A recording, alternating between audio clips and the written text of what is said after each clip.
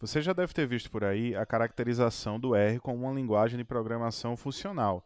Mas o que é que isso quer dizer? Bom, vamos descobrir um pouquinho sobre o que é o paradigma de programação funcional e como ele é usado no R nesse vídeo. A programação funcional, ela tem a ver com a centralidade da linguagem de programação no uso de funções. A função, ela é uma instrução, um conjunto de instruções e de argumentos que são executados de maneira ordenada para gerar um determinado resultado. Então, quando você tem, por exemplo, desde uma função simples como média, você tem que passar para ela um argumento, a média do Q, de X, por exemplo, e ela vai seguir uma instrução de somar todos aqueles números, dividir por n, para dar para você a média que você pediu, certo?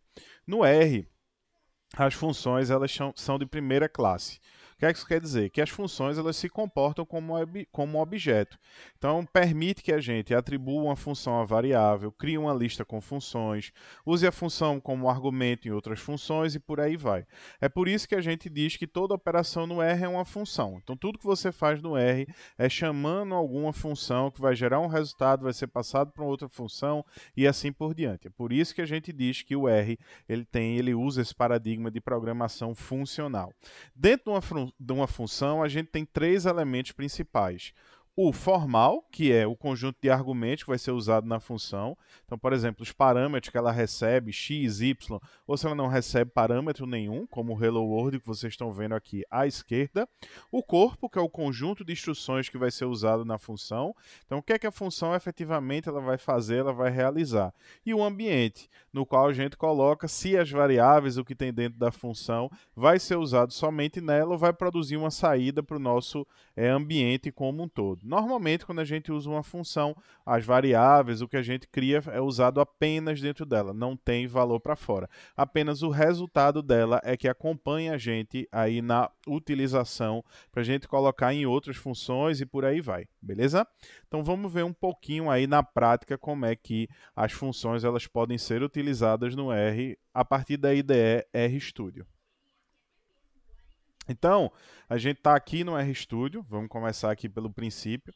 A gente vai fazer uma funçãozinha bem simples, né, que é bem comum em curso de programação, que é o Hello World, tá? Então, a gente vai atribuir, como eu estava falando, né, as funções a gente pode atribuir a variáveis, porque elas são de primeira classe, elas se comportam como objetos. Então, a gente vai aqui chamar uma função, ela vai ter essa sintaxe. Aqui dentro desses parênteses ficam justamente os argumentos, os parâmetros que a gente vai utilizar nela. Então a gente vai chamar essa função e vai atribuir aqui ao Hello World para que a gente possa utilizar depois. Aí a gente abre aqui ó, as chaves e dentro a gente coloca as instruções que a gente vai utilizar. Então a gente vai usar o cat, tá? Que é uma função semelhante aí a printar, você pode entender melhor ela aqui ó, na ajuda, certo? Então a gente vai usar o cat do Hello World e vai dar uma quebra de linha aqui, esse /n significa isso. Então vou rodar aqui, quando eu chamar a função Hello World, ele vai colocar para mim aqui o Hello World, ok? Beleza? Então veja, como a função ela não tem argumento, ela não tem parâmetro, eu não chamei nada aqui. A função fica assim, vazia mesmo, certo? Vamos ver os elementos da função como a gente observou aí na parte teórica. Então eu vou com a função Hello World, aqui é o pipe, né, o pipe básico do R, então se você não está ligado aí, vai na aula sobre pipe, mas basicamente ele permite que eu chame a variável e depois execute uma função com ela, certo?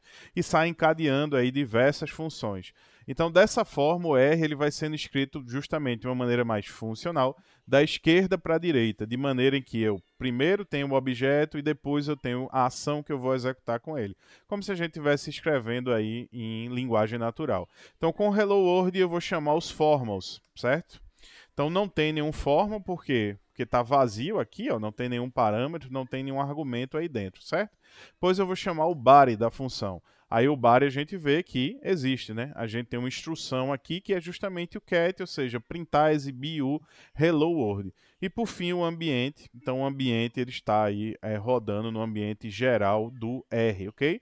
Obviamente o Hello World é uma função bem comum, aí várias aulas, vários cursos de programação trazem, mas ela não tem muita utilidade. Então vamos ver uma função que tem uma utilidade maior aí para ciência de dados, para Machine Learning, estatística, certo? Que é o foco da gente aqui no canal, sobretudo a utilização disso em ciências humanas e sociais. Então eu vou criar a função chamada centralização, e ela vai ter somente um argumento, que é o x. E aqui, veja, que eu vou colocar aqui o x, né? Ou seja, o que eu estou trazendo aí de argumento, ele vai ser atualizado com o x original menos a média de x. Então, se você já conhece estatística, você sabe que esse é um processo de centralização, uma das formas que a gente tem aí de padronizar, né? De normalizar os dados, certo? E no final eu boto return para que essa instrução que a função fez, ela seja retornada ao final. Então eu vou testar aqui, eu vou colocar com a base que a gente já conhece, uma base básica aí do R, né? O íris, e esse cifrão serve para eu escolher uma coluna, então eu vou escolher a coluna sepal_length. Novamente o pipe e vou chamar a funçãozinha que eu criei, centralização. Então veja que como eu rodei o return, todos os números vão aparecer aqui. Como eu subtrair do valor a média, né, ele vai poder ficar negativo sempre que ele for menor do que a média. Aqui só para mostrar para vocês na prática o que é que o return faz. Então em centralização eu tirei o return, quando a gente rodar aqui embaixo, vocês vão ver que ele não retorna mais, beleza? Então ele só guardou, ele não retorna a saída dessa função. Então, para eu utilizar a função sem o return, eu vou ter que passá-la para uma variável. Então, vou fazer a mesma coisa, passando para a variável centro_teste. E aí, quando eu chamo a variável centro_teste, aí sim, eu vou ter todos os valores, ok? E vamos agora criar uma função um pouquinho mais complexa, que ela pode ser útil se você está, por exemplo, comparando diferentes medidas de associação. Tem um vídeo que eu explico melhor isso, em que caso você deve usar cada medida de associação e como elas variam de acordo com algumas características, como linearidade, ruído e por aí vai. Então aqui eu vou usar o pacote LSA para eu trazer uma das medidas de associação que a gente utiliza bastante em mineração de texto, que é o cosseno, né? A distância do cosseno. Então aqui na linha 29 eu chamo o pacote e aqui na linha 32 eu vou criar a minha função.